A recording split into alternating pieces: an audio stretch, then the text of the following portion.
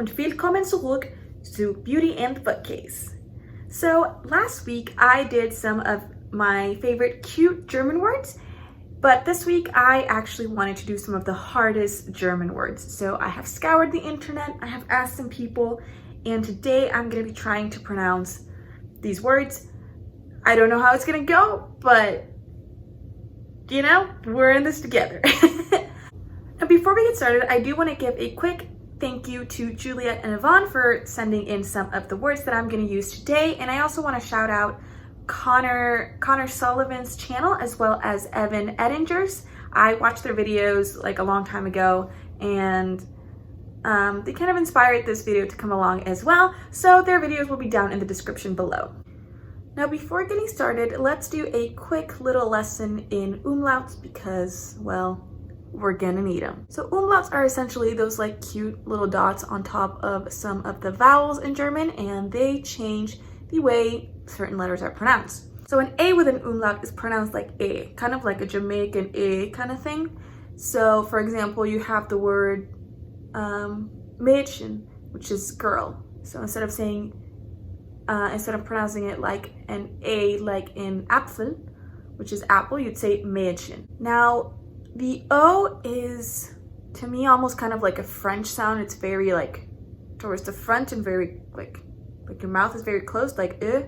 So for example, Vögel, which means bird, that is a German word. That's how you would pronounce it, essentially.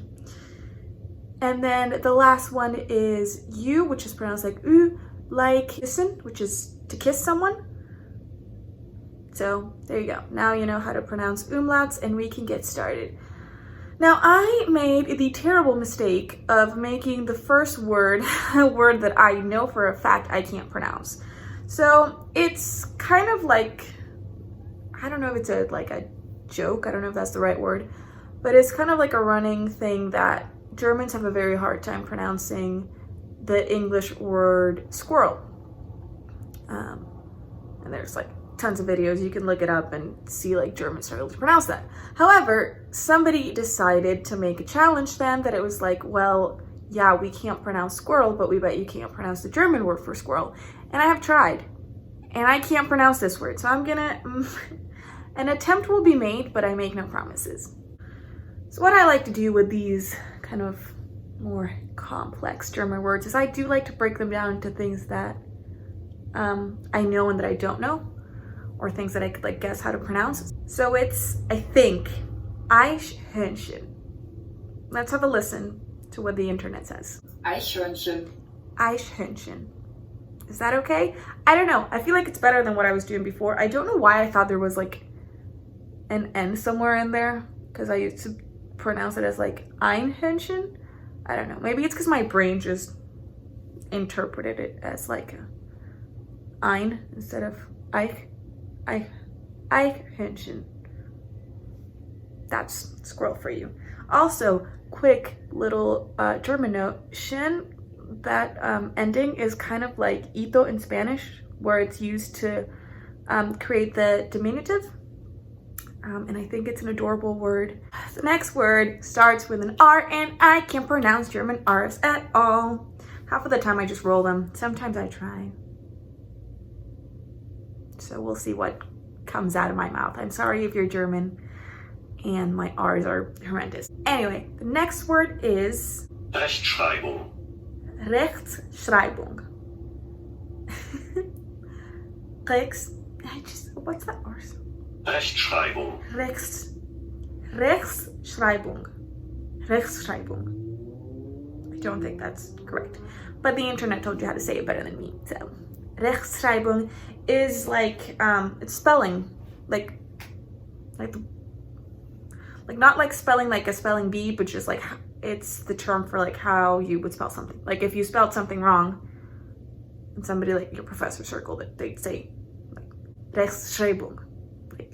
Spelling, fix it, it's wrong. The next word, I honestly wish I'd found it when I was doing my like cutest words video, because I think it's precious. It's the word for ice skating, and it's Schlittschuhlaufen, which is, yeah, it's just ice skating, but I think it's cute because it has that diminutive in there, which I thought was interesting. I wonder why. Yeah, it just made me wonder why they would have made it the diminutive. And yeah, I don't know. It just sounds precious. I don't ice skate because I grew up in the tropics and I'm scared of falling and breaking my face. But I'd go Schlittschuhlaufen if somebody invited me, just because it sounds like the cutest time. Schlittschuhlaufen. I'm gonna be saying that all week. I'm gonna be like Schlittschuhlaufen, Schlittschuhlaufen, Schlittschuhlaufen. I think it's cute. Schlittschuhlaufen. This next word is also really cute looking. I don't know that I can pronounce it. I'm gonna need my trusty friend, the internet, to help me. I mean, I can recognize some of the words and like in it, I just don't know how to put it together. So let's see. Streichholzschächtelchen. Streichholzschächtelchen?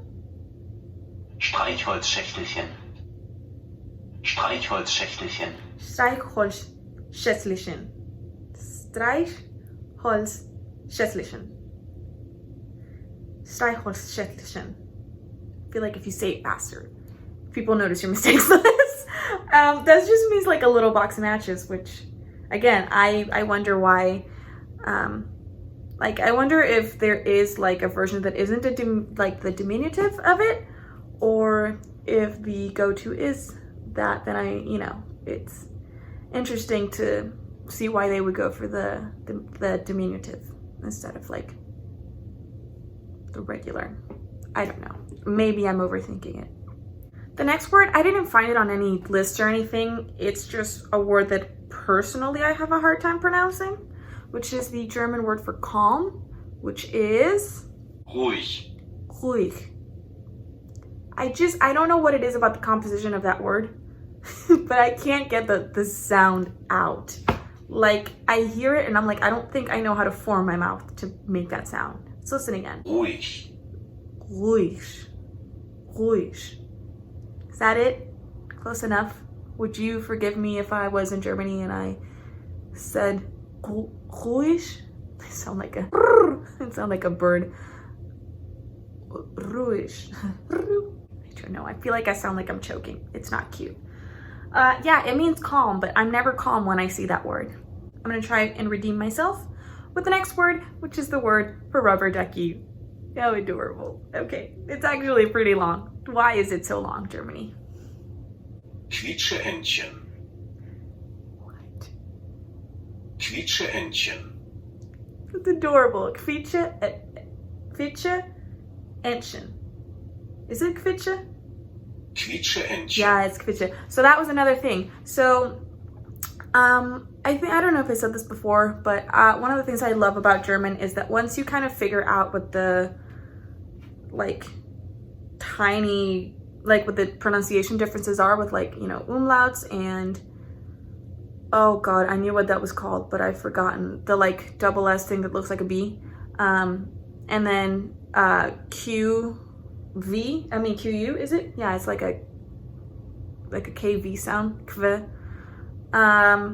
Once you learn those, it's pretty easy to at least try and read it because, you're going to pronounce everything you see in front of you, unlike things like French. Quietscheentchen, Quietscheentchen, Quietscheentchen. Rubber ducky, Quietscheentchen, Quietscheentchen. I like that one. It's so cute. Why is this language so adorable? You see, you're telling me that German is scary when the freaking word for rubber ducky is Quietscheentchen? Not scary. I've seen this word before. I don't like the way this word looks. It's very long. It's very intimidating. And yeah, why does it exist? I don't know. Okay, let's try this. I'm gonna try and break it down and go from there, okay? Versicherungsgesellschaften. Rechtsschutzversicherungsgesellschaften. Rechtsschutzversicherungsgesellschaften. Rechtsschutzversicherungsgesellschaften. Rechtsschutz. Rechtsschutzversicherungsgesellschaften. Rechtsschutzversicherungsgesellschaften. I think that was it. I mean, at least close enough. It's not perfect, but I'm trying. Honestly, like once I started reading it out, I think I could recognize some of the sounds and some of the words from just my previous studies. So it's a little less intimidating, and that's pretty cool. I think that's definitely one of the best things about learning a language. I mean, when I first saw this word, I was like, I don't know. Like when I first saw it like years ago, I was like, what's one of like the longest German words? And they gave me this word, which is like it's like a insurance thing. It's like a company that I think it's like a life insurance. It's some type of insurance thing anyway. And I was like, I'm never gonna be able to pronounce that. And I don't know that my pronunciation was perfect, but I was scared of it at first, but then it wasn't as bad. So keep practicing, guys. If you're trying to learn German or anything else, definitely keep practicing. This is useless, by the way. This word is useless. Like, you're never gonna need it. But what is it? Tell me. I'm gonna tell you first what this means so you can see how useless this word is for like everyday life. This nightmare is the Danube Steamship Company captain. When am I ever going to use this? I don't know, but I don't know. Okay, I'm back. Sorry. I was like just doing my foundation and stuff because I realized I was really far behind. Anyway, I just did foundation, concealer, and like setting powder. I should do makeup terms in German. That'd be fun. I might do that soon. Okay, I'm gonna contour and try and pronounce that unnecessarily long word. Donaudampfschifffahrtsgesellschaftskapitän. Donaudampfschifffahrtsgesellschaftskapitän. Donaudampfschifffahrtsgesellschaftskapitän. Is that right? I'm gonna say yes. And if it's not right, for the sake of my ego, Germany, please just accept it. Just let me be deluded and think that I'm correct. Whoop, whoop. The next one I had actually seen in a video where somebody was like unboxing the stuff they gotten from Germany, and this product was in it. It's like a machine used to crack like hard-boiled eggs. I know it's like very common in Germany for breakfast to include a hard-boiled egg. So they have like a special little device. It's like you put the egg in there and then there's like a little ball and you drop it and then it like cracks your egg for you without breaking it. I don't know. I think that's what it is. At least that's what it sounded like to me when I was reading the description about it and stuff. So this is how it's pronounced. Eierschalen Sollbruchstellen verursachen. Uh-huh. I don't know what that said. I got lost after Eier. So Eierschalen Sollbruchstellen verursachen. Eierschalen Sollbruchstellen verursachen. Eierschalen Sollbruchstellen verursachen. I'm gonna pretend that was okay because I said it kind of fast and we're gonna go with it. This next one is actually not long, so we get a little break. Watch it be like super complicated to pronounce. Okay, I think, before we try it, I think it's Schriftzeichen. Schriftzeichen. Scheißen. I'm sorry. Schriftzeichen. Zeichen? Is it Zeichen or Zeichen? Schriftzeichen. Schriftzeichen. Schriftzeichen. I feel like I wasn't that far off, which is pretty neat. That means I'm learning. I am doing a learning, world. I don't know what that voice was. And that just means character, not like a character in a book, but just like a character like in typing, or like in writing, like a Japanese character or something like that. Schriftzeichen. Next. The next word is like frightened or fearful. And okay, I'm gonna try it. Angsterfüllt. I'm gonna guess it's angsterfüllt. Angsterfüllt. Angsterfüllt. Yeah. It doesn't, it almost doesn't, like, it doesn't sound as, like, intense, I guess, as frightened, but angsterfüllt. Yeah, angst is fear, essentially. The next word is, I think, aufrechtshalten, which means to uphold, like to uphold a law or a tradition. Aufrechterhalten. Aufrechtshalten, yeah, aufrechtshalten. Again, my R's aren't spectacular, but I think they're getting better. I have my days where they'll come out a bit more like they're supposed to be, and I get like absurdly excited about it. The next one, I'm unsure if it was intended as one of the hardest words because they definitely said it was more like a really beautiful word. So even though that's not what this video is about, I wanted to include it because it looks cute. Hopefully it's pronounced just as cute as it looks. And it has like a really cute meaning. It's like a word for like a cherished treasure, but it's not necessarily something physical. It can be like a memory. So I thought it was really nice. Again, one of those concepts that we don't necessarily have words for or specific words for, but yeah, other languages do. And that's the fun thing. Kleinod. Kleinod. Kleinod. It's interesting because there's almost like a break in it. Like if it were two separate words, like Kleinod. Klein meaning small, as I'm sure you might already know. I think it's cute. Kleinod. I wonder why there's kind of like almost like that break there. Be interesting. I don't know. I'm entertained by things like etymology, so maybe it's just me. I'm gonna take a minute to talk about this word because I couldn't even find the most concrete definition. It's another one of those words that I'm literally never gonna use. It's something about engineering. It's like, I think it's supposed to be like a coil that's supposed to protect from any type of leakage. That's what I gathered from it, but I don't know. I don't know anything about engineering. Even the person who sent me this word was like, it's something about like safety. So something about infrastructure safety. That's all I can tell you. That it's something about the earth because it has ed in it. And yeah, the like direct translation was like earth coil safety something. I don't know. It was weird. So I'm not going to go too in depth into that, but let's see. Let's try to pronounce this useless but very long word. Also, side note, I didn't find the pronunciation of the exact word I got, but I'm assuming the end bit is just Pule. So I'm sorry if it's not, but we'll tag it on to what we're about to learn. Well, listen to. Die Erdschlusskompensation auch als Resonanz. Okay, so Erdschlusskompensation. Erdschlusskompensation Pule. Erdschlusskompensation Pule.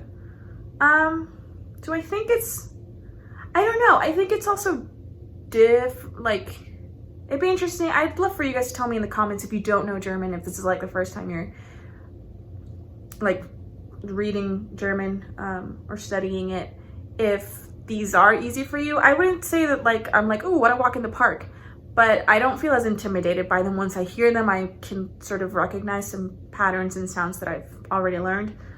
Like Erdschluss, I know that. Compensation, Spanish is compensación, or English compensation, you know? So yeah, I don't know. I just, let me know if you think these are harder. Some of them, I don't think are as intimidating as they look. The last one I'm really excited about. I think this is the longest word in German, or so I was told.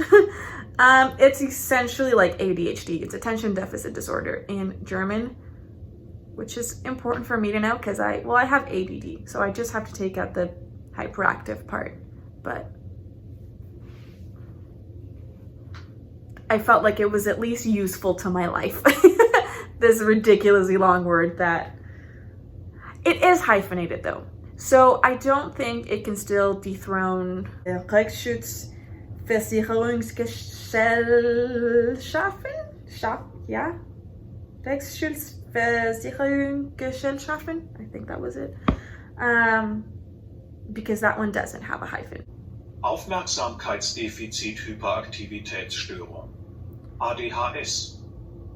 Okay. Aufmerksamkeitsdefizit, Hyperaktivitätsstörung, ADHS. Aufmerksamkeitsdefizit-Hyperaktivitätsstörung. ADHS. Hyperaktivität ist es? Aufmerksamkeitsdefizit-Hyperaktivitätsstörung. ADHS. Hyperaktivität.